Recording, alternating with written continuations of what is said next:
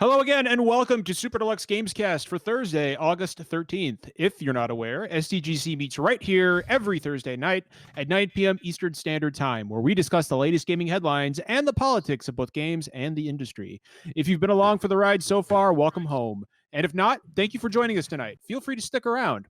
Now, very important, there are two housekeeping matters I want to get out right at the start before we launch into anything else. Before we introduce our guest, I had been thinking about how to. Yeah, I'm getting some echo. Anybody else hearing some echo? I'm hearing. Yeah. I'm definitely hearing some I'm echo. hearing you bounce back, Don, which Right. is probably. And it can't be me. Everybody just back away from their microphones a little bit. Blaine, I don't know if you're using headphones, but maybe turn yours down. I don't hear it anymore though. All right, we're good. Just keep going. All right, let's just go. Yeah, let's that just was go. weird. It's fine. So I've been thinking about how to spruce the podcast up a little bit, right? And I looked around at my lighting, and I was like, it's missing something. It's not SDGC enough. So I decided to fiddle. Whoa. Look at that. For everybody listening, for everybody that listens at home, Which is 95% of our audience. John's room just turned purple. Yeah. Weird. Yeah, no, I actually had some smart lights installed into my ceiling. You got a lava lamp in there too?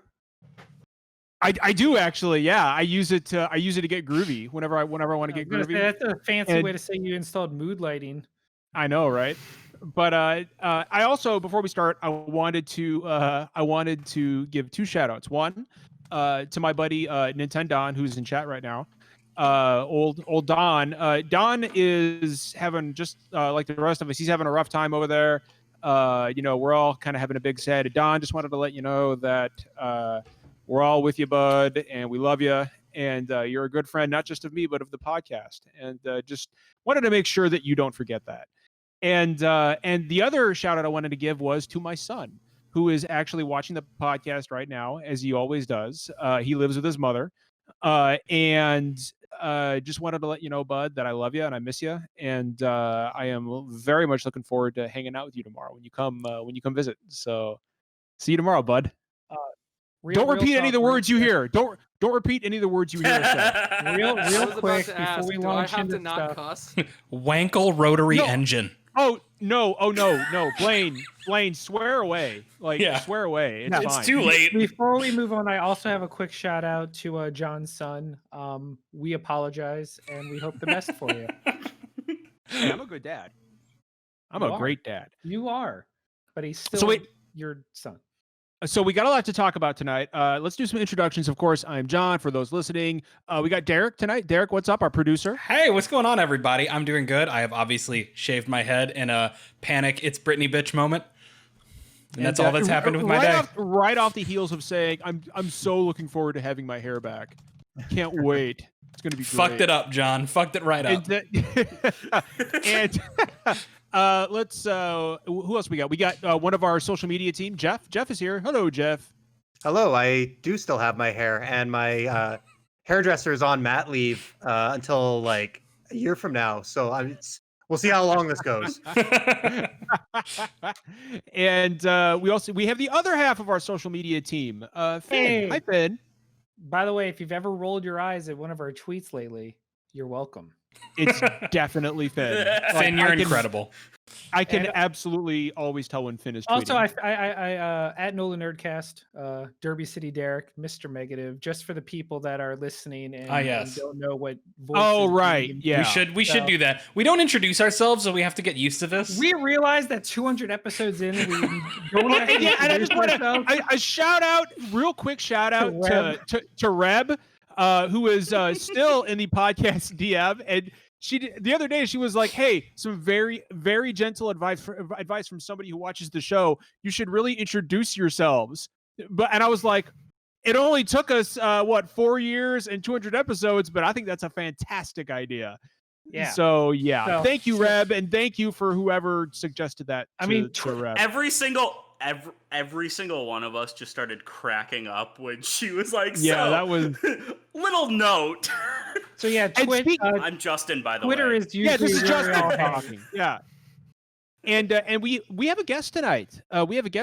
So for anybody who can't see her right now, because you're listening, Blaine is wearing somebody in chat said Deadpool. That is the Prowler. Like no, that is the Prowler. No, it's I thought it was it's Deadpool. purple. No, it's a purple Prowler, Deadpool. But this mask is a Deadpool mask. It's like Is it a Deadpool color thing. How the fuck is a Deadpool mask? No, that's the Prowler. I don't give a shit. Tables have turned, John. No, that's Turn Prowler. in your comic card. That's Prowler. I'm sorry, but the color scheme, that's Prowler. That's not Prowler Deadpool. doesn't have the gigantic. I bought this before Into the Spider-Verse came out. Right, and so that it's Prowler got popular. Yeah. Anyway, Blaine, how are you? I'm good. Blaine is a Just member vibing. Blaine is a member of the SDGC community, and as anybody who watches or listens knows, we've been inviting community members on the podcast to kind of chill out and hang with us. And Blaine is a very, very not just prominent but important member of our community. And Blaine, you've got your own thing going on. Thank you. So, like, where can people actually find you when you're doing them streams? So, I haven't been streaming a lot, but I've been trying to do more. You can find me on. Wow, I forgot my Twitch handle. How about that? It happens.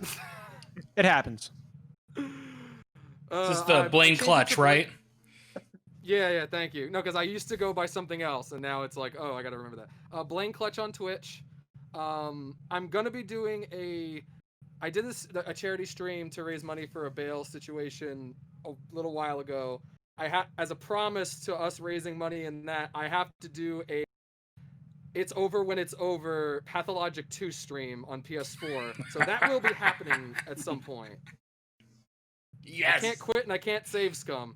I just have to keep playing until I can't play anymore. Oh, that sounds good.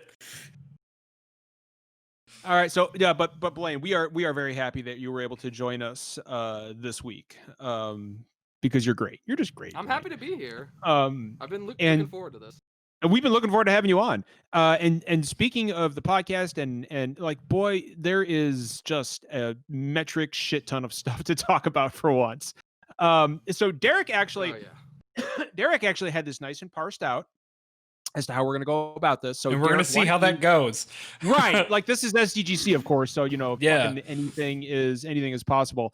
But so Derek, why don't you kick us off? Yeah. Why don't you tell us how this is going to go? So we got to move through the way this is going to work is we have two smaller headlines, which might've been bigger topics on a less busy week. But we're going to talk about kind of a weird situation around the sinking city and its status on various digital storefronts.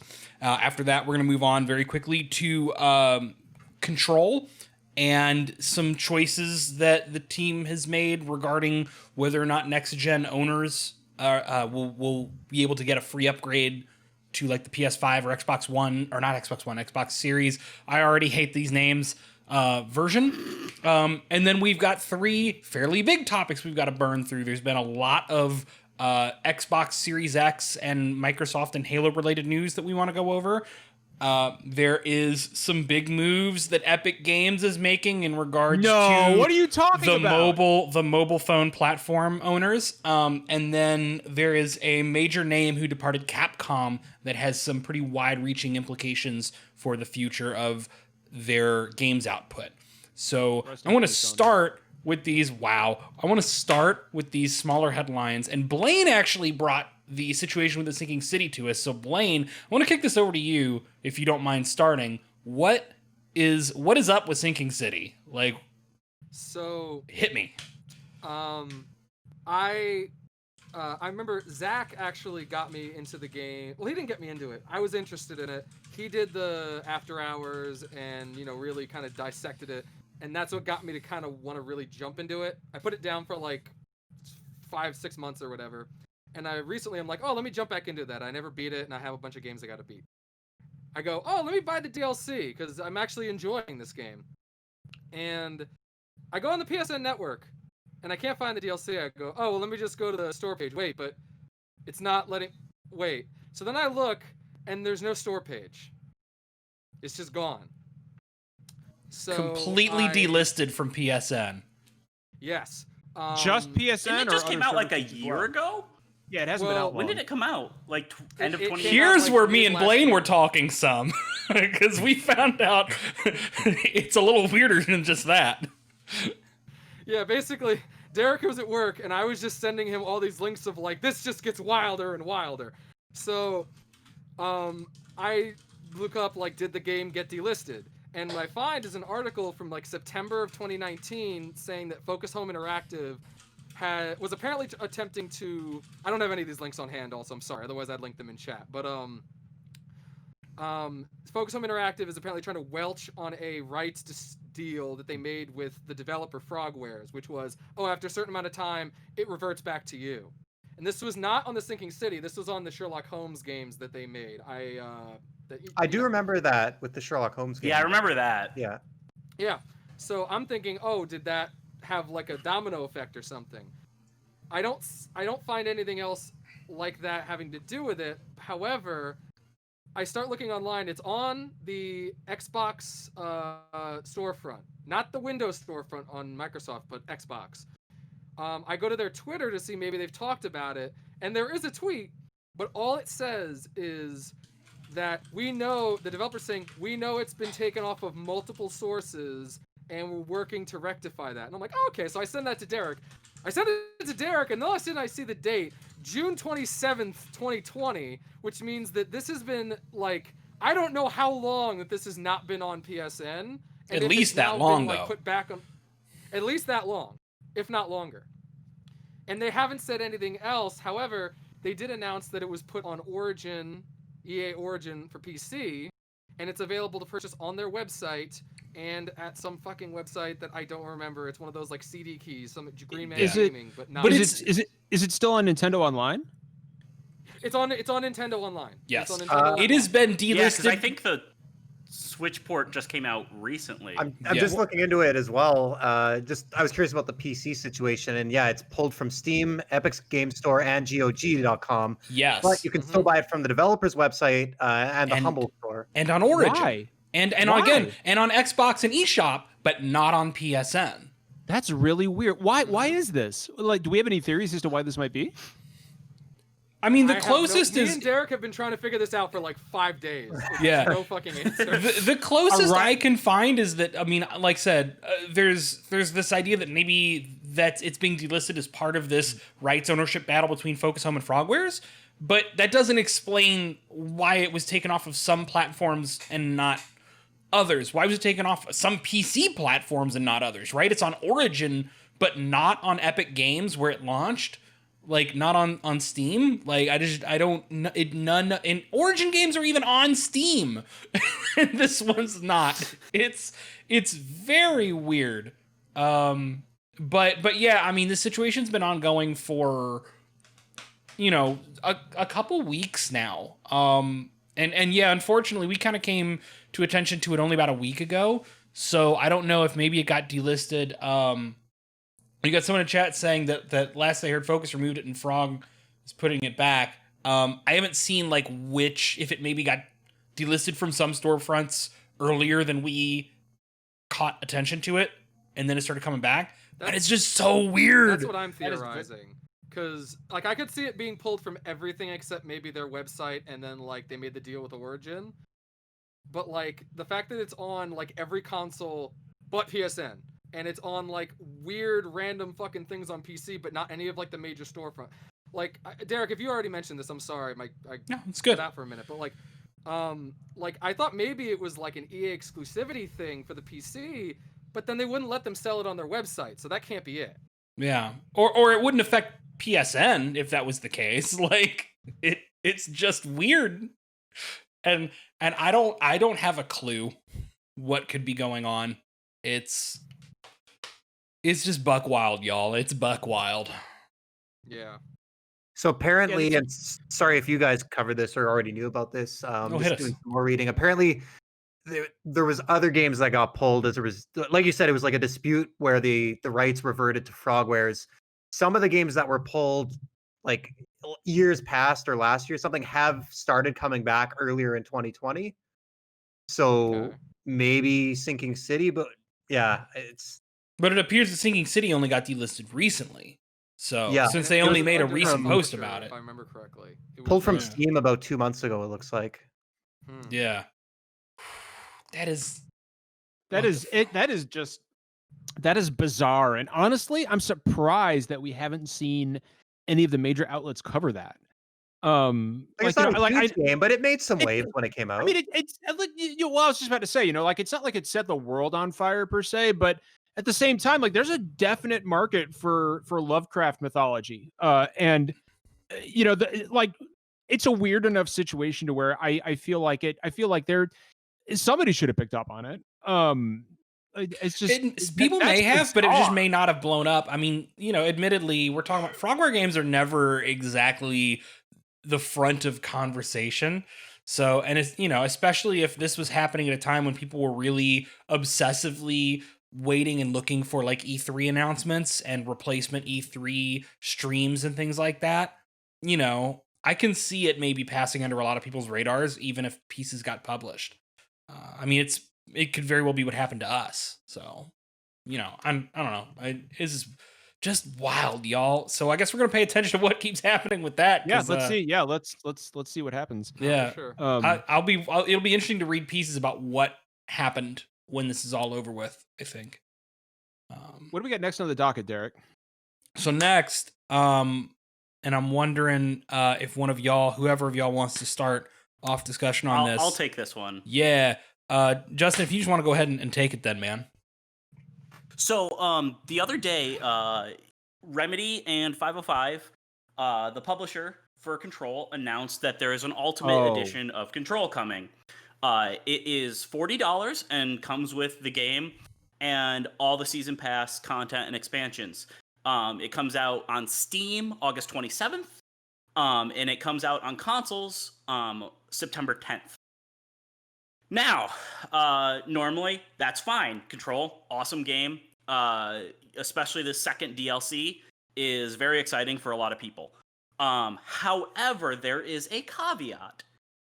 A big fucking caveat. Only the Ultimate Edition buyers will get a next-gen upgrade. Anybody who has already purchased the game has to buy it for a full $40 again if they want an upgraded version of Control on next gen. I bought the game and the season pass last year, as well as buying the game as a gift. I have already spent over $100 on Control. I have talked about it a lot. People have bought the game based off of my recommendations. I gave them over $80 earlier. And yet, I don't get this upgrade. There is no functional difference in the version of Control that I have with the Season Pass and the Ultimate Edition. I looked very carefully to see if there was any other kind of features or even skins and costumes added. And as of now, it seems it's just the game and the Season Pass content. It's so fucking stupid. And yeah, so they announced that the other day, and there seems to be no upgrade path. Like, I'd still be upset if it was, like $10 or something for, to give me the Ultimate Edition benefits, whatever, if they want to charge somehow for a next-gen upgrade. But there is no upgrade path for me, somebody who spent twice as much money. Wait, so you literally can't even buy, like, an upgrade? Nope. No. I literally have to pay $40 to get the Ultimate Edition. When I get my PS5, if I want to. And the thing is, it's not even just like a PS5, Xbox Series X release. This is a current gen release that just will allow people that purchase it to get that upgrade. This is a game that barely runs on current consoles anyway. Like, yes, that's kind of the other thing about it. This wasn't a game that was particularly polished on the current consoles. This always felt like a game that was next gen ready, and especially on PC where they have ray tracing features and stuff, really seems like a next gen game.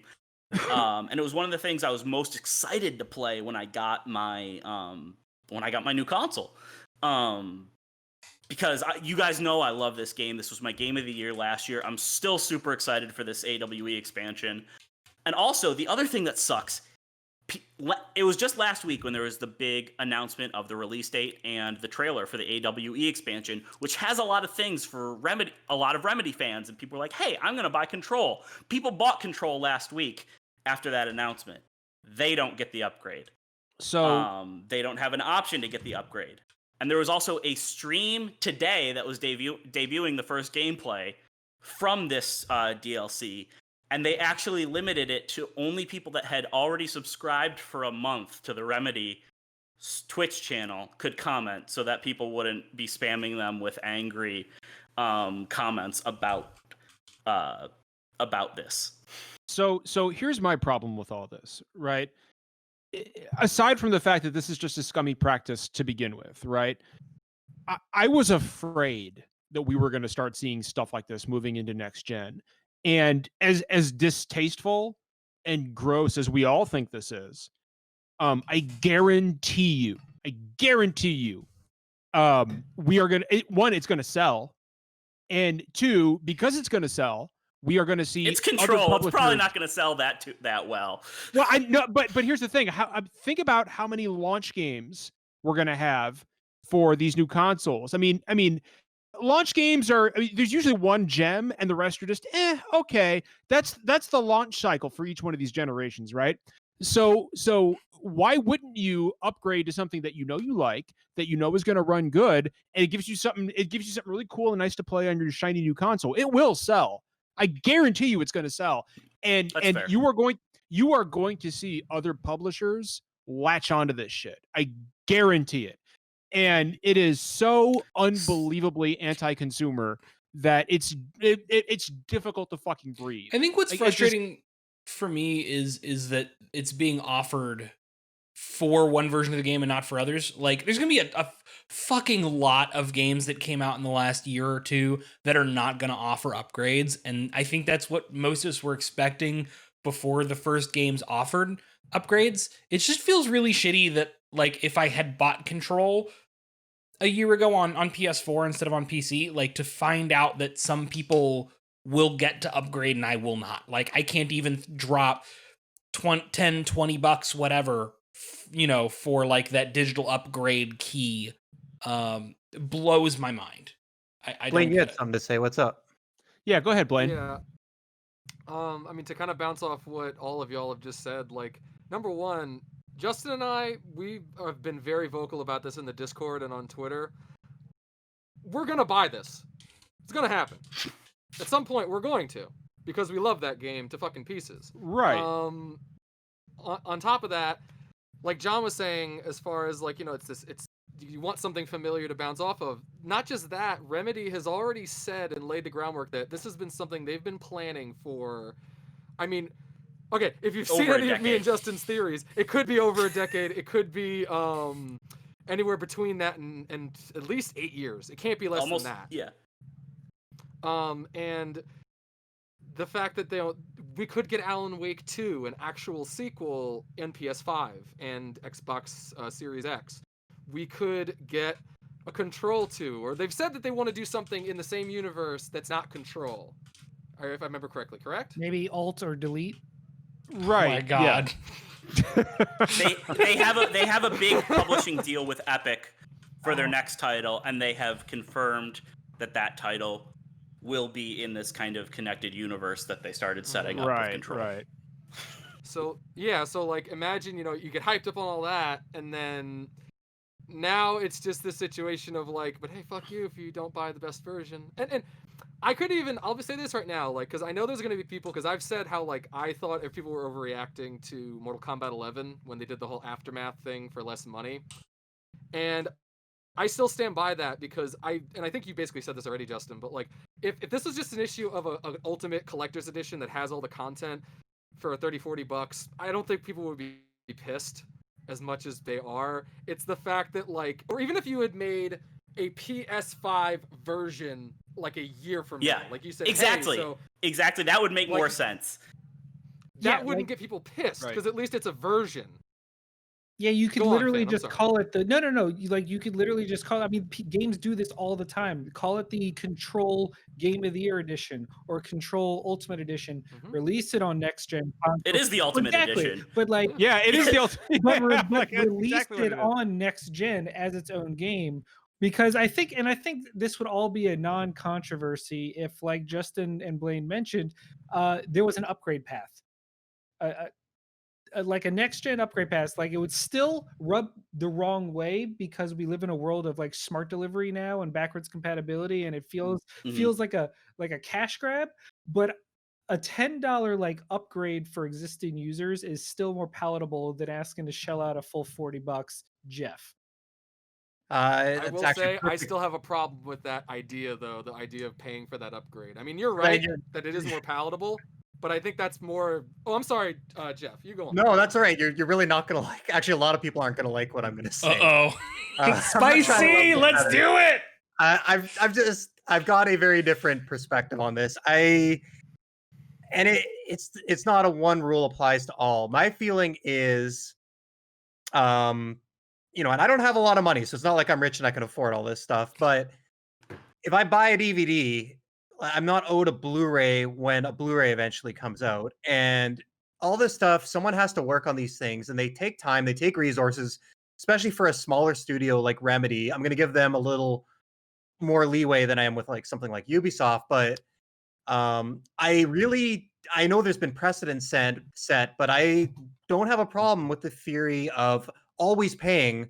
In the end, if I bought a game for PS4, to me, the only thing I'm owed is the product that I paid for, which was a PlayStation 4 game. And now, if someone wants to make that work on my PS5 and enhance and stuff, that's fantastic. But them not doing that doesn't take away from the product I bought, right? But the issue here is that I'm going to get releasing a PS4 game. I know. I'm going to get for a lower price than what we paid. Yeah. So sorry, I lost my train of thought now. That was the plan. Okay, don't worry about it. Oh shit. I lost it. Here's one of the things that kind of burns me about the whole situation is that there should be there's supposed to be anyway some form of backwards compatibility on these consoles, right? You could play your PS4 version, right? Exactly, right. So but it has been made clear that backwards compatibility is going to be up to the developer or the developer/publisher, not to Sony or Microsoft. They've made that clear. Unless I'm remembering incorrectly, somebody correct me if I'm wrong. No, but you're correct. It is at publisher's discretion. Right. So what that tells me is that they, like, for somebody who's already shelled out $60, they are actively making the choice to deny you backwards compatibility and charge you extra to play the game on your brand new PS5 or Xbox console. And that, to me, when these consoles have if there was no BC at all, okay, that's one thing. But these consoles are able to play Xbox One and PS4 games. You got me back on track, John. What's that? Yeah, so you got me back on track, and I agree 100%. So where I was going was, in theory, I'm fine with the idea of just holding the game for a year, and then you release a better version that's only PS5, or give everyone an upgrade path. But the problem which Justin has and everyone has is how they did it, screwing over those early adopters. And like you said, like everyone said, there's no functional difference. It's not like Spider-Man Miles Morales, where it's kind of like a modified version of the game. It's like literally when this installs on your PlayStation 5, the Ultimate Edition or whatever, it's just the game and the DLC. The system doesn't recognize they have to work to prevent you from downloading that on the older version. But I guess what I'm saying is there needs to be a way to compensate studios for extra work put into creating, especially if they want to go back and touch up a game that came out a year ago when they're probably already working on their next project and they have to break off 10 people. I understand that costs money and time, but it has to be done right. And this clearly was not the fucking right way. So I'm sorry. That's all I was trying to spit out. Yeah, that's fair. I agree. And that's why I said at least with a studio like Remedy, I would be okay with paying $10 for an upgrade path. Mm-hmm. Obviously, 2K for NBA 2K21 and GTA have made it clear that they're going to be charging for next gen upgrades, and clearly I am not going to be okay with a publisher and studios of that size doing it. But like this kind of just feels like a worst of both worlds situation with how they handled it. And I hope they I'm trying not to say I hope they remedy the situation. I just Justin, real quick, can I cut in? Just want to say I see some new people in chat tonight who seem to be enjoying themselves. Go ahead and hit that follow button. I'm not going to tell you to sub. Just hit that follow button. Follow us. Give us the numbers, please. I got a shill for a minute. Anyway, okay. Please continue. But yeah, but that I think that kind of brings us to the end of that specific point. I'm still excited for AWE. I'm still gonna play it right when it comes out. I already bought it. And like if it is just a frustrating. Oh yeah, Blaine, go ahead. It's for me. It's mostly. It's like whenever we have these conversations, like 2K with the whole, this game is going to be 79 instead of 59 or whatever the price increase was. Like, it's these little things that on their own are really not. They're not super consequential, but when you ask yourself, like, what impact is that going to have going forward? Which, I mean, actually, that basically has to do with another thing we're going to talk about tonight with the Epic and whatnot. Sorry, my brain just like invented a segue, even though I'm not supposed to be in control of it. It's okay. Blaine, I'm just realizing I need to correct the title. Blaine, you are more than familiar with the way the show works. It's a dumpster fire. Like Derek may make us look good, but we're still a trash fire. We're talking about dumpster fire. The title was previously set to the last thing I was recording, which is a thing that we're not allowed to stream, and I'm not sure how much I'm even allowed to talk about. So oops. Nobody saw the previous title. I'll have to edit that in the video. Derek has 100% not been playing that. Yeah. Anyway, I don't even know what game it is for the last 2 days. So ignore it. Don't worry about it. I don't know how much more fruitful we can really be about the conversation about Epic, or not Epic. Remedy and 505 Control. Yeah. Microsoft. There's lots of stuff. Go to ahead, talk about, Finn. though. Say it. Yeah. Say it, Finn. Finn's not here. Yeah, Finn's not here.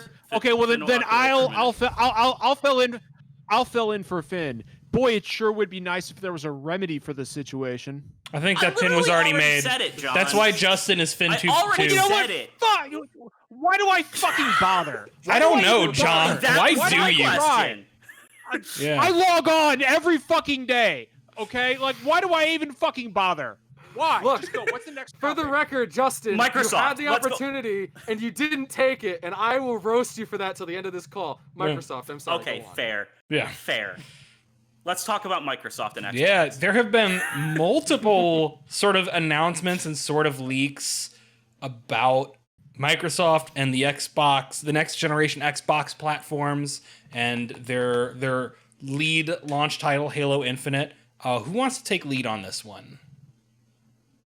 I can take it. Hefe, you got take it. Take it. Go, El Jefe. So we want to start with Halo? Sure. Yeah, let's do it. I mean, there's a lot of them. Yeah, so I mean it's pretty straightforward. Microsoft gave us our first look at Halo Infinite not very long ago, and there was, as I understand, some mixed reception as to mixed is generous. Yeah, whether people thought it looked good, not just visually, but from like a gameplay perspective. Just there was a lot of concern about whether or not the game was ready and being rushed for this fall. And they seemed to be doubling down on it. They were like, we'll see you at launch or see you this holiday. And then pretty shortly after, they just came out with a statement and said it's delayed to 2021. They didn't even give a window. It's just a nebulous 2021. So, I mean, we probably assume that's Q1, but who knows? Could be Q2, Q3. And that's a pretty, I mean, we know that new consoles never have a stellar first-party lineup. They usually rely on the CODs and Maddens and things like that. But, I mean, this was going to be the first time in a long time that a Halo launched with an Xbox. And it's, once again, not going to happen. And it leaves them looking pretty thin at launch there. So, I mean, that's that. What are the takes? I mean... Shit, I never thought about that literally every Xbox is... I'm sorry, did I talk over somebody? No, it's good. No, go Blaine. You're the guest. You have precedence over everybody. Thank you. Yeah, like I just realized, like I never thought about it, but literally every Xbox has had some form of Halo at launch, whether it be the re-releases or be like, because Halo 3 was launched for 360, right? No. No, I don't only, think so. Only the very first Halo launched with an Xbox. That's why you don't talk out of your ass, kids. Yeah. No, this.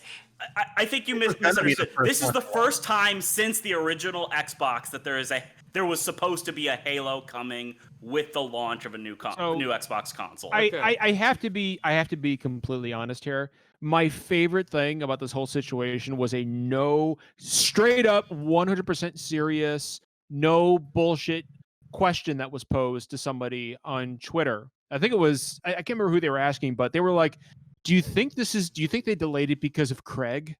Because of the Craig memes? And I fucking almost died. I was like, no, I don't think they delayed. No, I don't think Craig killed Halo. I'm sorry, I don't make the rules. Craig is busting his ass in the office every night. Craig logs on every day. He's like, doing his best. John, you have to understand, Craig's sole purpose as a member of the enemy forces is to stop Master Chief, and he succeeded. Master Chief has been successfully stopped for X amount of time. I'm sorry, he is the most successful enemy Master Chief has ever come up against. So Craig is too powerful for Halo Infinite to be released. My whole take on the situation is one to like be upset. Like there's no need to be upset. Craig knew all along, but am I surprised that they would delay this game? Yeah, I am. I mean, Halo Infinite is one of the most anticipated. I mean, it's their flagship franchise, and it's one of the most anticipated Xbox Series X games. I fucking hate saying that name, by the way. The XXX, the SSX, the XSX okay. Tricky. All right, I got it. But am I surprised that they delayed it? Yeah, I am. Do I think they need to delay it? Yeah, probably. Do I think it's going to hurt Xbox Series X's chances at launch? No, I don't. I don't understand the doomsaying. I don't understand the consternation, and I don't get it. It's a brand new console. It's going to sell fine, and they got Game Pass. They've got Game Pass, which honestly is a bigger fucking value than Halo Infinite could ever be. And their backwards compatibility offerings are going to be so much better than Sony's. Well, and Derek, this is something I've been saying, right? Like, I have traditionally been like Nintendo is always my main console, but I've always secondarily been a Sony guy. But Xbox's commitment to games conservation and allowing us to play these older titles has got me taking a really hard look at the Series X this year. So I mean, they don't need Halo Infinite to sell the console. Game Pass, in my opinion, is probably dollar for dollar the absolute best value available in the entire industry right now, and I don't see that changing. And I think that's going to sell a lot of fucking consoles. Would it be nice to have Halo Infinite this year? Yeah, probably, but I don't think they need it. Tell me if I'm wrong, though. Like, who knows? I mean, maybe who knows? I mean, but I don't know. Does anybody disagree? I mean, Finn definitely seems like he's got some shit to say. Finn's got some shit to say. So Finn, why don't you spill it on me? Game Pass is obviously the best value Xbox has. It blows away anything the competitors are doing. It's probably the best thing in gaming right now. Yeah. That is not up for discussion, but it's always sometimes it's hard to break free from our Twitterverse and think of Joe Gamer during the holidays. And the name Halo has that cachet that draws people to drop whatever price they decide to announce eventually. But and because it's a harder sell to be like Game Pass versus the new Halo.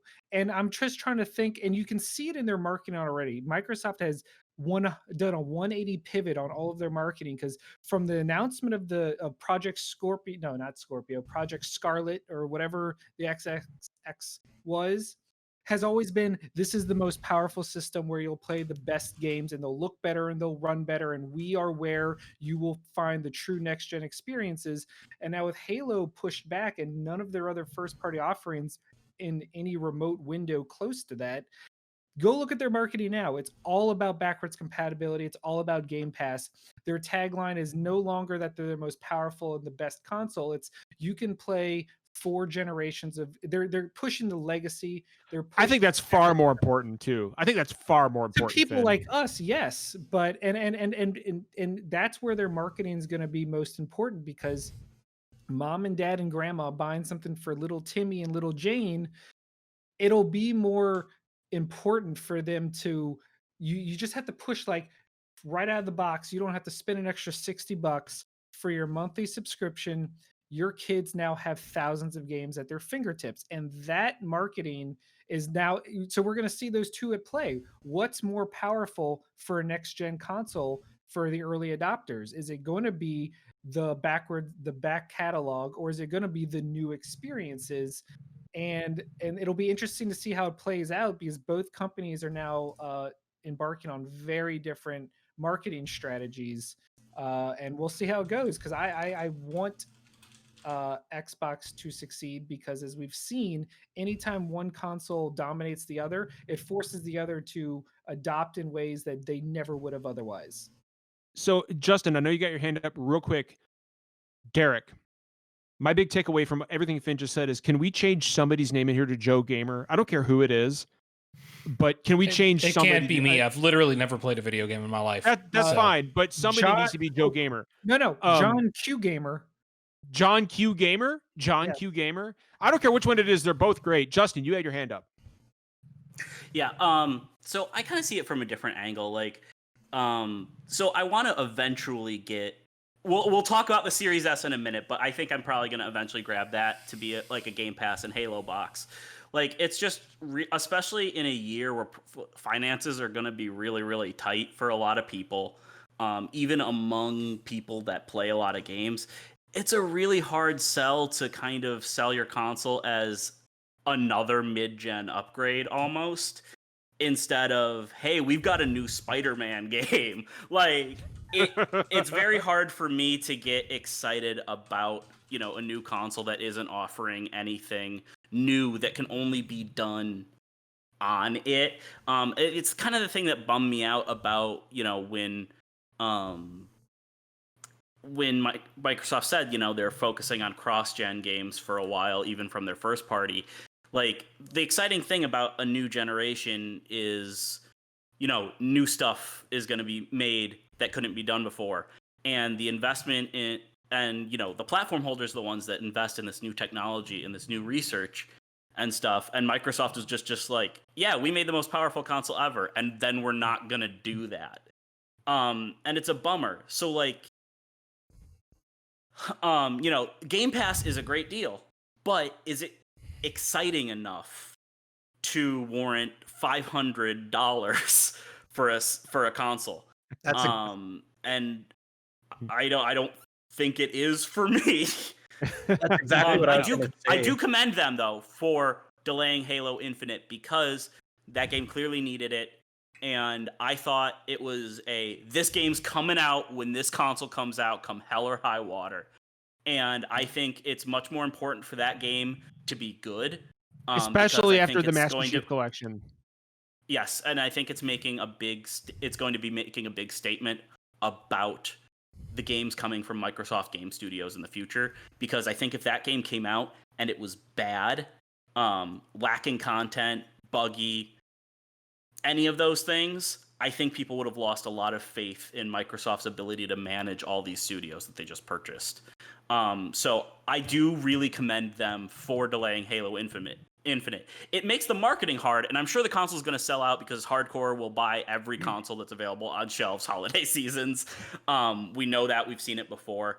But I think it's like in that period after the holiday and before Halo comes out, it's going to be kind of a tough sell for some people. So it'll be interesting to see how it pans out. Yeah, I agree.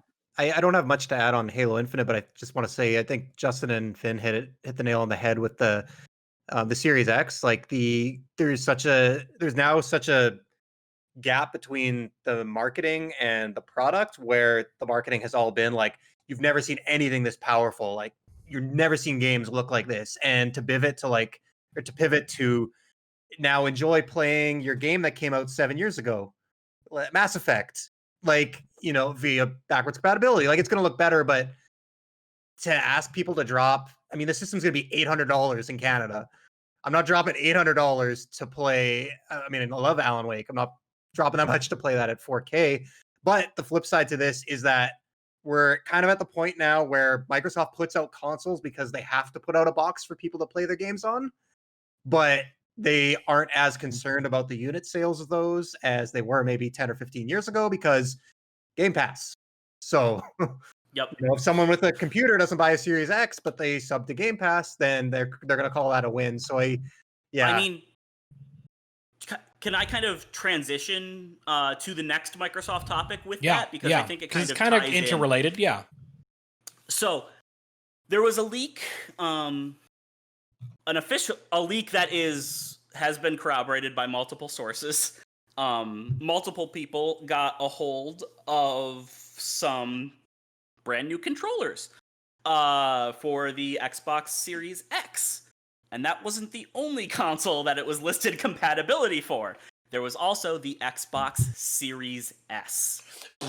This is the long-rumored Lockhart model that leaked, I think, in December 2018. This is one of the worst kept secrets in gaming. But it has not officially been announced yet. And I think it just goes to show how ridiculous this standoff in release date, launch information, pricing, and stuff is, that we're getting official leaks of final final retail products before we get official announcements. But yes, there is going to be a probably cheaper model of Xbox that for people that don't want to pay as much money will be able to purchase and play these games probably at a lower resolution based off of the rumors. We just don't know why or what.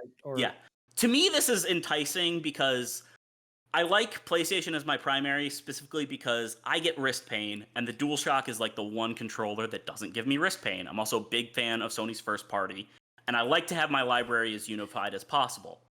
However, I really want to play Halo, and I want to check out some of these Game Pass games. I'm not dying to check out the Game Pass games, but I want to check them out.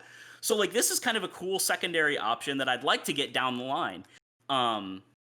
And I think it's neat. So, does anybody have any specific thoughts on that? Blaine, do you have anything to maybe weigh in on? Blaine. Is that a no, or can we just not hear you? I'll pop in. I'll pip in first and give you a little time to think on that, actually, if you want. So sorry, I'm sorry thinking, if I put you two on the spot. What's funny is the Xbox Series X is looking like a harder and harder buy-in, at least for the launch window, right? Yeah. But in a certain way, I think about the Xbox Series S and it's almost one of the best deals, regardless of price, because you know it's going to be cheaper than, by some degree, than probably the PlayStation 5 and the Xbox Series X. But it's going to be maybe one of the best deals out there for somebody getting into console gaming, or somebody who's maybe lapsed because of that extensive back catalog and backwards compatibility and the increased performance of older titles on the new Xbox platform. Because I don't think we've settled on a name for what we're going to call these two collectively together. I'm not calling them the Xbox Series. That's not fucking happening. I think they officially said. Yeah. I think they officially said it's just Xbox. Yeah, but like for real, I can pick up an Xbox Series S, assuming that it runs discs. I don't know that we know for sure that it's a discless The rumor version. is that it does not. Okay, well, the rumor is that it does not. It is an all digital console. But you can use less RAM. And that's fine. I don't get to GPU. use my old discs. I could buy an Xbox Series S as somebody who maybe didn't own a 360 or an Xbox One, and know that I'm getting access to everything coming out in the future. but also experience these games that were on the 360, the Xbox One, even the original Xbox. Like I could play Ninja Gaiden Black. Like, can I play Ninja Gaiden Black on PlayStation 5? I don't fucking think so. Like, and so I think that ends up having the opportunity to be a really good deal for people who are not invested in Microsoft's ecosystem, oddly enough. But yeah, price is going to matter to some degree on both systems. Well, not just price. Like I'm curious, Blaine, where do you do the majority of your gaming? I just realized I don't know that. It varies. Honestly, the most part, I always come back to the Switch because there's always something I can just kind of pick up if I'm in bed or just relaxing. Blessed Blaine. I play Animal Crossing with my boyfriend. Like, I actually got to play more of it, but we play that like a lot.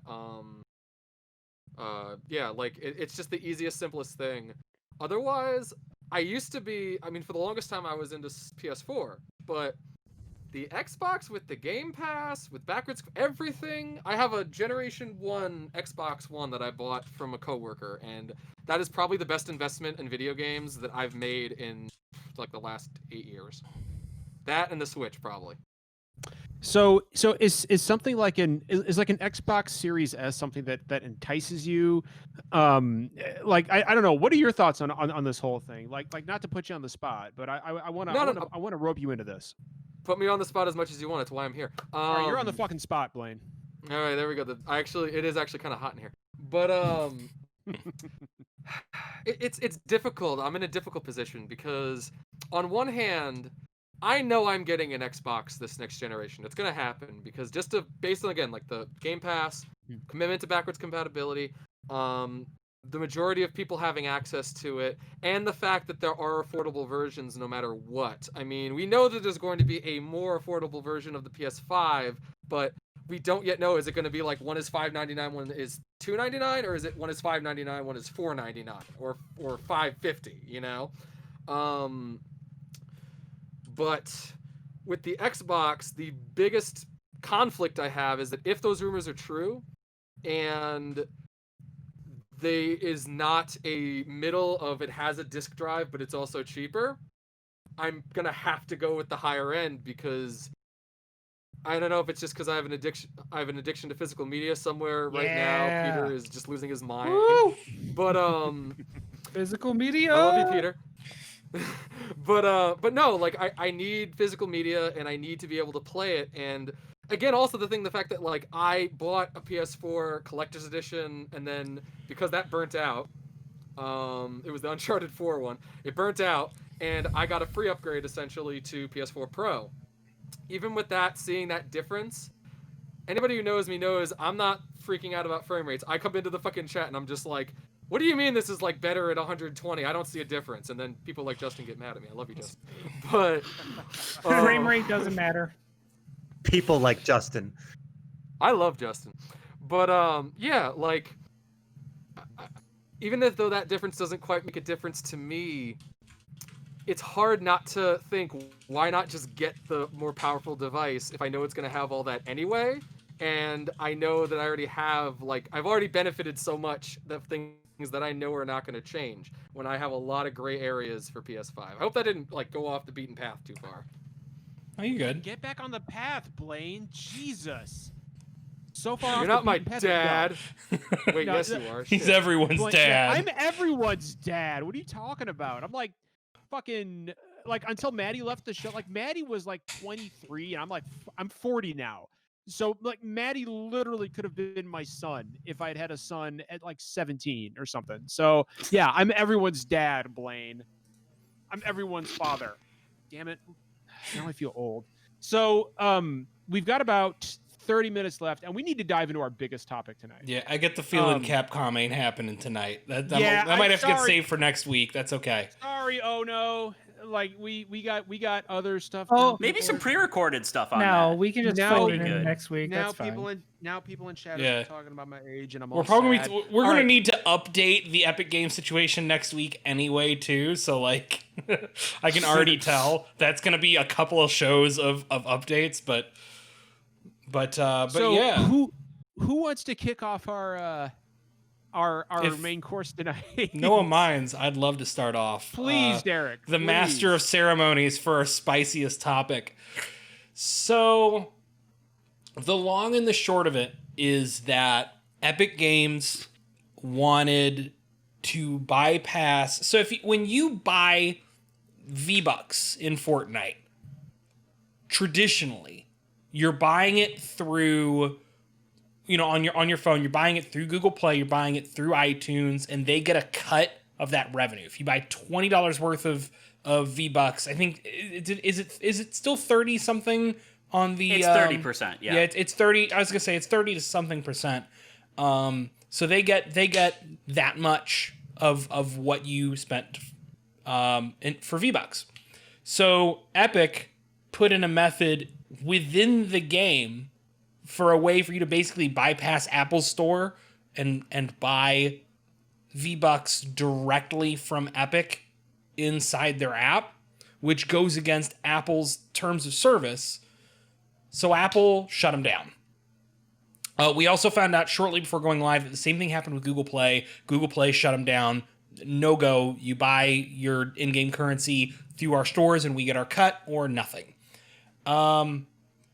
Y'all, it took Epic maybe 30 seconds, right, to roll out, like... because they had that shit ready to go, Derek. To roll out this overproduced, like, weirdly propagandistic, video, like, basically asking the gamers to rise up, and also hit Apple and Google both with lawsuits. I don't know what legal ground they have to stand on, necessarily, but they're gonna fucking go for it. I know that companies aren't one person, but this whole thing feels very Tim Sweeney to me, just based on the way he talks. I could just picture him just like, everyone get out, I need 5 minutes in front of the y'all think it's a Tim Sweeney thing? Because this reeks of Tencent to me. I mean, that kind of that too. It's probably both. So I could see that. Because it's like, yeah. Here's the other thing we need to mention. God, I didn't even make that Tencent connection. In game today, they launched a trailer, so to speak, that you watch in Fortnite. An ad that you actually watched in the game, based on. So, if you're not familiar with George Orwell's novel, 1984, it's about a dystopian future. And Apple very famously used this in an ad attacking Microsoft back in the 80s, right? It's one of the most famous tech advertisements of all time.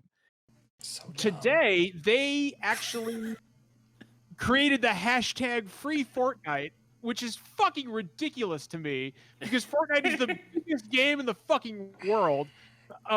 But they launched this trailer about Free Fortnite based on the dystopian novel 1984 and asked players to join the fight.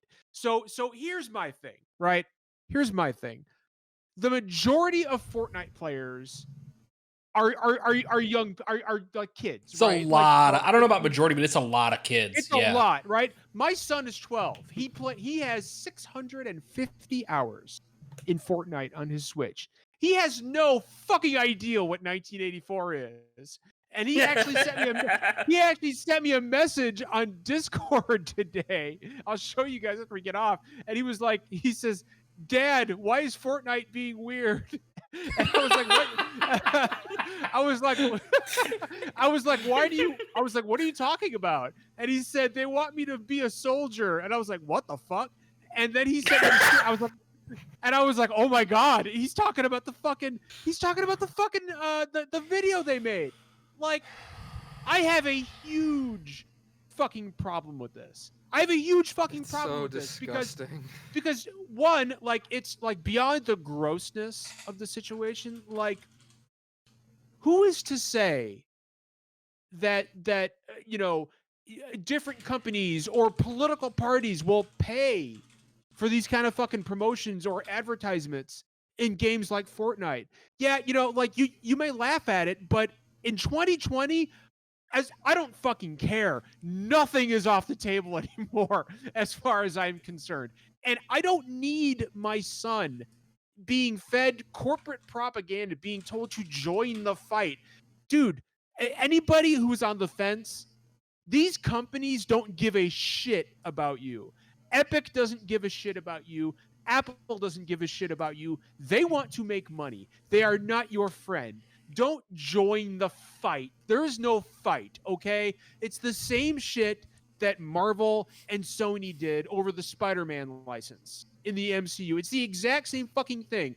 Weaponizing your fan base fucking sucks. It's bullshit. Finn had his hand up, and I do want to pop to him next. I get John. That's fine. I want to point out a couple things. One is the timing of this. Like you said, they've had this planned, and they're waiting for the proper timing. And because this entire thing hinges on antitrust laws and monopoly laws, the fact that they waited until Google and Apple and everyone just left their talks with the government about that very thing, and now they're going to use this because Apple is already under pressure from the government about their own app store rules and laws and 30% cut, and they're ironclad, like just crushing everyone in the way that doesn't adhere to that. So the fact that they're already under pressure from the government, and now Epic is just sending out a signal flare and shining a light on this and proving that's exactly what's happening.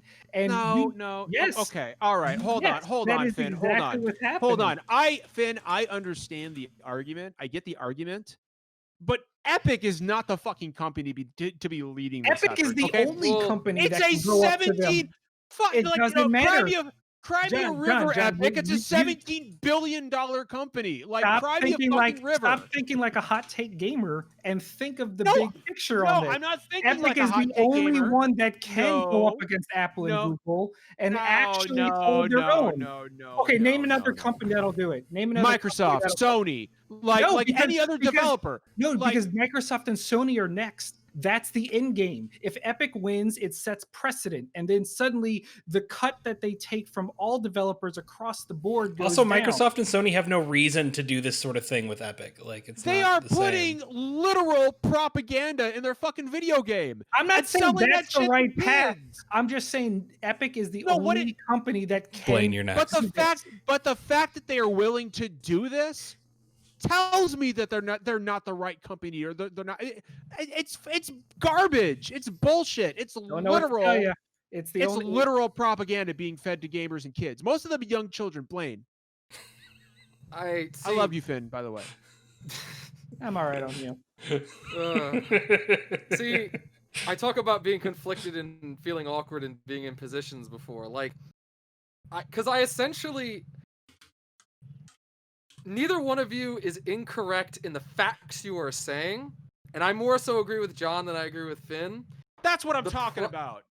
The problem is that hopefully this sets a good precedent. Like, hopefully, if this goes that way that Epic wants it to go, that could be the quote-unquote slippery slope, but of now indies don't have to deal with Apple's bullshit or Google Play's bullshit. Because is this 30% based on all store purchases, or is it specifically in-app purchases that this applies to?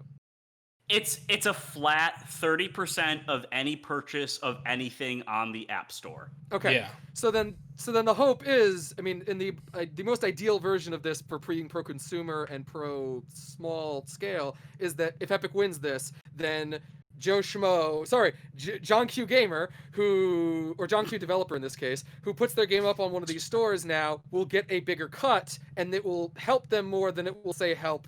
Well, actually, it'll help them more immediately than it will say, and be more noticeable and beneficial than a bigger company.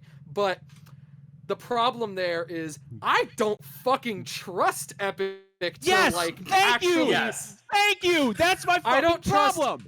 I don't trust Epic to make a sweeping across the board thing if they can. I more so see this, and you can call me a conspiracy theorist, even though they said they're not going to get any backdoor deals or whatever. I almost have more of a feeling that there's going to be some kind of, on the front side, oh yeah, things are changing, But then 5 years from now, it's literally going to be the same bullshit, but now bigger companies get a little more sway with other big companies, and the little guy's still going to get fucked. So Blaine, that's my biggest worry. Following your line of thinking, then, once this 30% cut is gone, then the prices of all the V-Bucks in Fortnite, they're all going to go down, right? They actually were. In the brief time that they did what they did, the V-Bucks were 35% cheaper than they were on the App Store without it. They were 20% cheaper. No, someone put it up 30. That's what I saw. But yeah, it doesn't matter. No, they were 20% cheaper because that makes it so that it subtracts part of the cut, and then they still got more money. Still cheaper to illustrate how it would benefit. And the result was it was cheaper to the end to the consumer. And they did do that on the Epic Games Store as well. So there's precedent, but it's like Blaine said, you can't trust any of these companies because everyone's out to make money, and so like it's nice that it was cheaper, but it's hard not to feel like it's just posturing because they knew what was going to happen, and it's 100%. All of this was calculated. That's why I say the timing of it, with Apple being investigated by the government, is purely. Let me clarify. I'm not like kissing. I agree with you, Finn. I agree boots on this one. I'm just saying that they are the only company that has the clout and the means to go up and even make this a possibility. Because other people mentioned Sony and Microsoft, but they don't have a big presence on phones. Yeah. Right? Right. Yeah. No, I see what you're saying with that, but the way they're like Finn, let's play devil's advocate and say that you're right. I don't think you are. The devil doesn't need an advocate. Let's not do that. And after this, I want to kick it over to Justin. But the way they're going about this fucking sucks. It sucks. It sucks fucking ass. Yep. And it's garbage.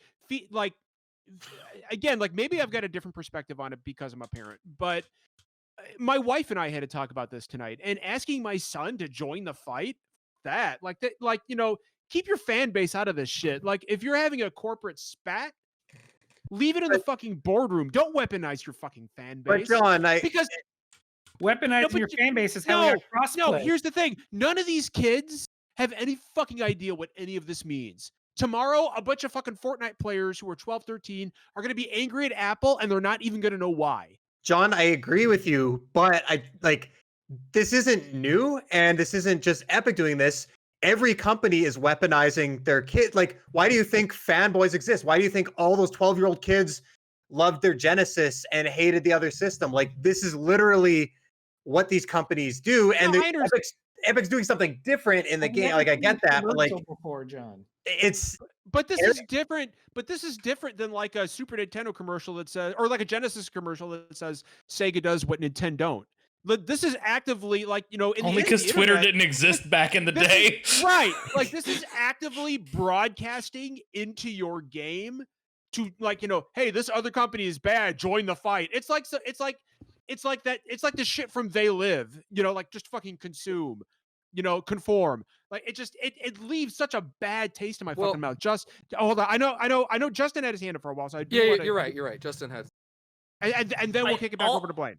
All I wanted to say is that just Sweeney actually clarified his position on the console platform holders earlier today. And I just want to I think that's like an interesting perspective, because it's just slightly different enough that for why he doesn't have an issue with them as much, because Fortnite gets prime real estate on the stores. They also help publish their trailers. Like, they feel that the platform holders, on top of actually creating a network specific for gaming, do a lot of additional promotion, and the money that they get goes back into the gaming industry, where he feels that Apple's cut and Google's cut on the Play stores is money being taken away from developers that's not going back into the industry, which is an interesting perspective. Like, I don't know. I don't really have much to weigh in on this topic. I agree with John. I wish I could trust that this would end in a way that, maybe all developers would get a larger share. I would love for more of my money to go to developers when I buy a game. I don't think anybody that follows this hobby and this industry would disagree with that. And I think it could also curb certain types of monetization. It could help smaller teams. I'm one of those people that just doesn't trust that it's going to trickle down to the teams that really need it. We use the trickle down verbs.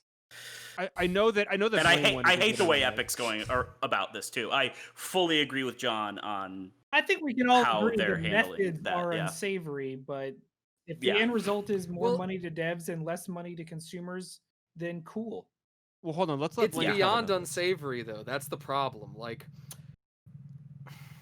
I feel like one of the biggest reasons even though I don't have a fucking dog in this race at all, I still am I'm just kind of so like when you Finn and you Jeff were talking about, well, here's the bright side. Like, even though I know I agree with like generally what you're trying to get at, and we had that whole conversation already, like I still initially just feel like is because it gets no, not at you obviously, but like it gets under my skin to see a corporation known for all this fucked up bullshit, gambling mechanics, manipulating people into spending as much money as possible, working their devs to the fucking bone, like all that, and now on top of that they're gonna go, we're the little guy, you gotta help us stand up against big bad Apple because we're the little guy, and they and co-opting $17 billion company. I mean, and Apple's a $1 trillion company. Yeah, I mean, it doesn't matter.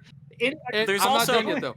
And co-opting anti-fascist like mindsets and language. It's the same pissed I get when like that's pretty gross. Yeah, it's like when fucking Trump tries to say like, oh, we got to protect Jews or something like that. Like it wasn't about that kind of thing. I'm sorry, because it was a direct parody of Apple's own 1984 commercial about IBM's monopoly. That's what yes, it was a I get that, but the language is still fucking ridiculous. Right, like this is what Blaine is saying. Like, does that make it right or cool or appropriate for them to do that?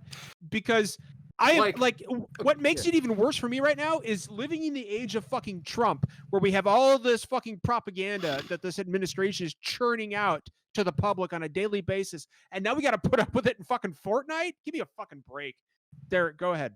All right. So, yeah, there's a lot to dig into on this. It sure be spicy. This is just today. Imagine what tomorrow will bring. I know. I have a question. Please, no. I have a question, and I really fucking do not want to lob a grenade in defense of Apple or Google, two companies that I deeply, deeply hate. But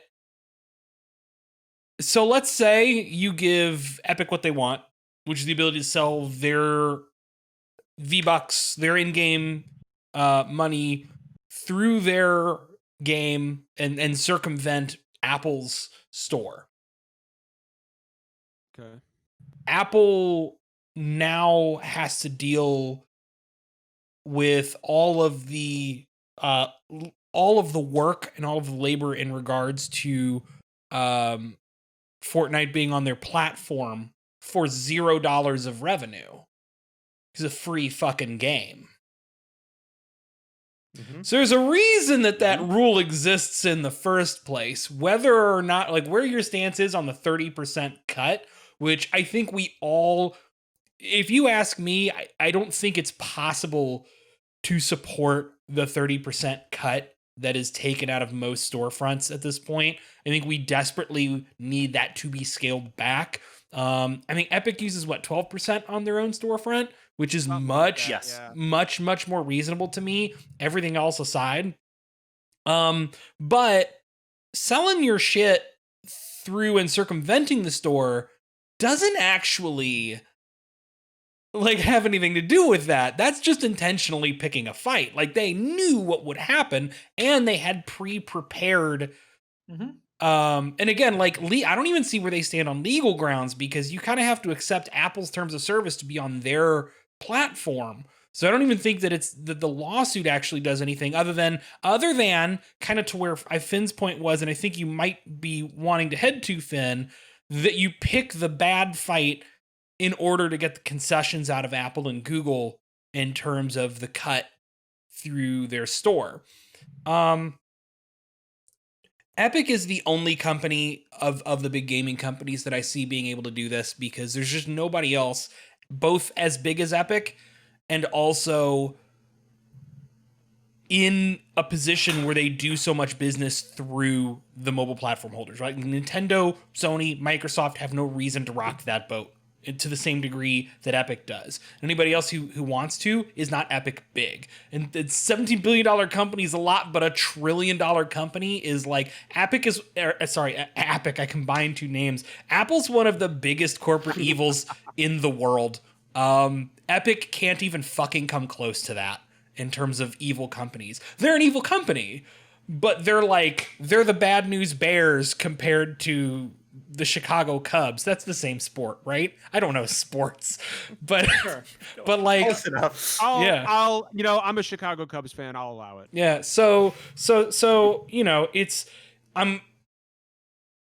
the one thing I am not on Epic's side on is I'm fucking grossed out by them sending these messages to I mean, they know. It's kind of like we sit here and we criticize big streamers and big content like creators all the time about know your fucking audience and produce your content to the audience that you have, because you're responsible for what your audience takes away from you. And we know historically that young white men, which is a large chunk of the gaming audience, surely a huge part of Fortnite's audience, are very prone to radicalization, and not always in the direction you want. No. I know. It's crazy to believe. That's wild. So I'm not sitting here saying that like Epic is responsible if some dipshit shoots up an Apple store, but like, did nobody at Epic think about the fact that somebody might shoot up an Apple store? Like, you can't be responsible for what fucking crazy people do, but you gotta be careful with that kind of incendiary rhetoric and imagery, with that impressionable and frankly batshit of an audience. Young white men can't be trusted. I say that as one. No, I True. agree. Wasn't there? It's true. We are the worst. Yeah, I agree 100%. I mean, go ahead. Somebody else wanted to get a word in. Justin and me, Wasn't- I think. Yeah, and but my Blaine. Go mine's just ahead. a I question. kind of have an additional thing to add. If you guys are building on the same conversation, go ahead.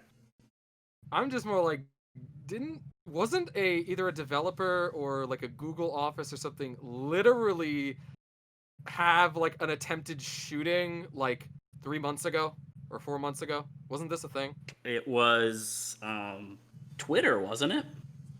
Yeah, right? It was Twitter last year, I believe. Okay, it was last year. I thought it was more recent than that, but God, 2020 never ends. But like, I just remember this being a thing. It's like Derek, like at the moment Derek said, I'm not saying they're responsible for that, but wait, have they actually? That was exactly what my mind did. I was like, wait, that's already happened in other ways though. So like, it's not even hyperbole at this point. I'm pretty sure there's been attacks on like journalists, like news studios or newspaper, at least a couple, and it's the same thing, like the correct. fake news, the media. It's like, No, you aren't exactly, telling me the to shoot them QAnon up, but like fucking- you're weaponizing everyone against another side, and something's gonna happen. I work in the news, and I worry almost every month whether or not it's the month I'm going to die at work. So, thanks a lot, assholes. I wish I was there to protect you, Derek. Finn, you had something too. Yes, I just look. I feel like we should blanket say I don't think anyone's agreeing that Fortnite's in-game messaging was appropriate or good. For sure. I don't Of think course. anyone here is arguing that fact, right? We can put that to bed. I mean, you know where I stand. No, you've been pretty vague on it. No, okay. So, but Derek mentioned. Okay, so if I've been vague on You it, let me go shut ahead and drill down on it. Fuck off. Okay, so Derek mentioned briefly that he didn't know what legal standing they had for this, and I just wanted to point out that that's just not true, and they know that, and that's why one of Epic's lawyers in this suit is an antitrust lawyer that was like some big government person, but because right now, literally at this moment, 2 weeks ago, the Supreme Court decided that a lawsuit, an inquiry about antitrust can be going into against Apple because their 70-30 split is monopolistic and is unfair to the people that it's dictating it towards. Okay.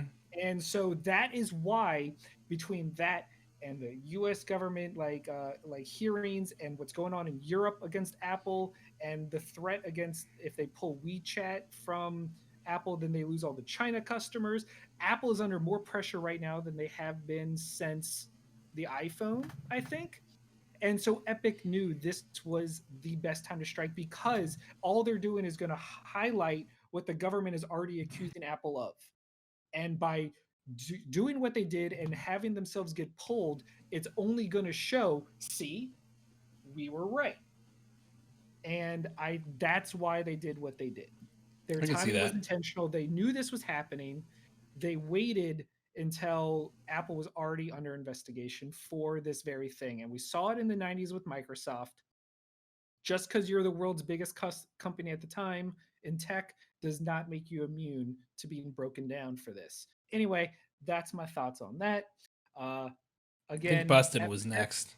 Epic's methods are shit, but unfortunately, John, they are the only company that can stand up and have the clout. I would rather see a coalition of companies stand up and. But you're not going to. They have the money. Right. Sure. Are you saying gaming companies should rise up?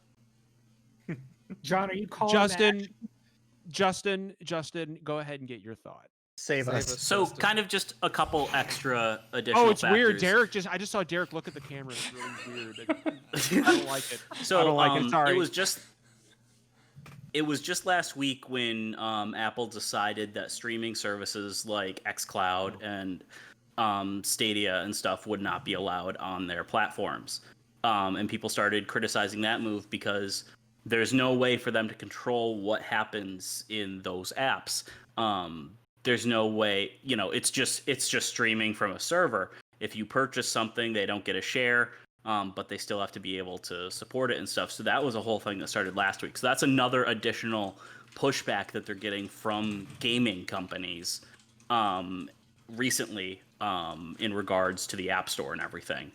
So that's just one thing I wanted to mention because I think that's really fascinating because right now it feels like Apple is the big block toward a lot of people getting access to these gaming streaming services. Whether you like them or not, or think, they're viable, if they're not on the App Store, that cuts off literally billion plus people from being able to access them, especially in the US and Europe. And so I think, and I don't really have a strong opinion either way on that because I don't know what, they could do to make that, a more equitable solution for everybody. But the problem is, that's it. But also, I wanted to mention just part of the reason why Epic's, talk about the way this impacts the little man kind of rings hollow is how many times have they taken music, dances, even characters from movies, and altered them slightly and sold them for money in Fortnite without compensating anybody involved in the process. I mean, we even have an example of eventually they got paid and did an official one because they had a skin that was clearly John Wick right when John Wick 3 came out. Oh yeah, I remember that shit. And then they denied it over and over again. And then a few months later, they got an official John Wick bundle, and it was almost the same skin. It was just slightly adjusted and stuff. So Epic's guilty of a lot of this same shit. Should we get into the Fortnite dances? Yeah, and the dances that primarily are taken from a lot of people of color that don't even get credited, much less compensated. I saw our friend Maddie had a tweet about that, and someone mentioned that now, they're not doing they're not going back and doing it, but moving forward, anyone that is taking a dance from gets credited and paid. So I don't know. Well, but fuck you if we already got it. I had not heard about that, but I don't know. But again, probably. I don't know. Probably, but I just find it hard to believe that Epic's going to do something aside from negotiating their own cuts and ways that they do this directly with Apple and Google, much less instead of something that'll trickle down to every developer. Which is why it's really hard for me to have a strong opinion on this. Well, the other problem is that Apple's argument about not letting xCloud on holds no water, because the same thing can be said for any TV or movie streaming service. Yeah, and that's a whole nother issue. Is regular apps can do some of this stuff, but gaming apps have a different set of rules. So currently, they also do have a bit of hypocrisy in their own store with their own terms of service. This is a whole other topic. I don't want to go into that, but I just want to point out, like, there's a little bit of a difference between like just streaming audio and video and actually like playing a game in terms of like communicating with other services, communicating with other players. Sometimes there's privacy and data and stuff. I think a big part of it is like the security, because Apple, for all their awfulness, is like one of the most locked down, secure ecosystems. But like I said, this could be a whole half-hour talk on its own. Yeah. Blaine, what up? That just made me think about how there's different rules for interactive versus watching. Someone's lawyers, I guess xCloud, Microsoft, look in and see, can you play any, because I know there's a Netflix app on that. Can you play Bandersnatch or the Minecraft story mode on a cell phone device, an Apple device? You can. People have checked that. Okay, so based on how case law works, or based on how law works of, well, how come this person was able to do it and I can't? Microsoft just won their suit. I'm going to be surprised if that's not something that they bring up if they bring a suit to Apple or in any kind of discussion. Because you already have an interactive media within the other app. I can see it being different in terms of like communication, though. Like, I think there's a difference between playing something like Bandersnatch or like Minecraft Story Mode and playing like Battlefield online, where you can communicate with other people, and there's more. So I mean, I can see that being like a wrinkle, but like it's just not clear cut, and it's gonna be weird watching all of this. It opens an argument, but it's not a guaranteed. This is gonna win them the argument. Yeah. God, this is gonna be fucking weird. It's gonna be good. The discourse. Yeah. The discourse. You're gonna have headlines. This is at least 2 more shows worth of headlines we're gonna get out of this in the future. Yeah. It's only been like 12 hours. Like Spotify has already thrown their support behind Epic. Why is Spotify saying anything? Fuck off. The nice thing about this is like, it's not like a big company trying to crush a small one. It's like literally, no matter who fucking ends up getting rolled in this, I don't feel bad. I don't really care. It's Godzilla versus King Kong. One of the two is significantly larger than the other, but to a certain degree, everyone sees them both as big. So we are both to King Kong and Godzilla. The movie's never coming out, Justin. I'm so sorry. Yeah, I'm sorry, Justin. There's toys available, and there's no trailer for that movie. Yeah, like, I know. What the hell? It's the same. When you were talking about the Xbox controller coming out before the announcement of the console, it made me think of the Godzilla vs. King Kong toys, and I was like, yeah. Well, hey, the Godzilla vs. King Kong toys are legally available. The controller was not obtained via typical retail channels. Hey, if you know, hit me up. I want one. I gotta cut that from the recording. If you got some friends in Chicago, hit them up. So we are bumping up against our time here, and I don't want to go too long. There's a few housekeeping items I want to go over before we end the show. First of all, first and foremost, a huge thank you to Blaine for joining us tonight. Blaine, you were an absolute delight to have on, and we are so grateful that you are part of our wholesome little SDGC community, which is why we asked you on. You're great. And for anybody who doesn't know, where can they find you on Twitter, and where can they find your content?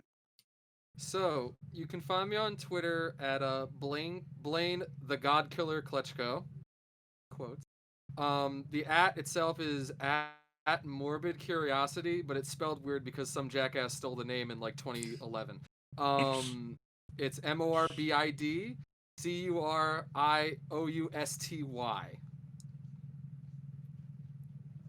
Can somebody throw that in chat?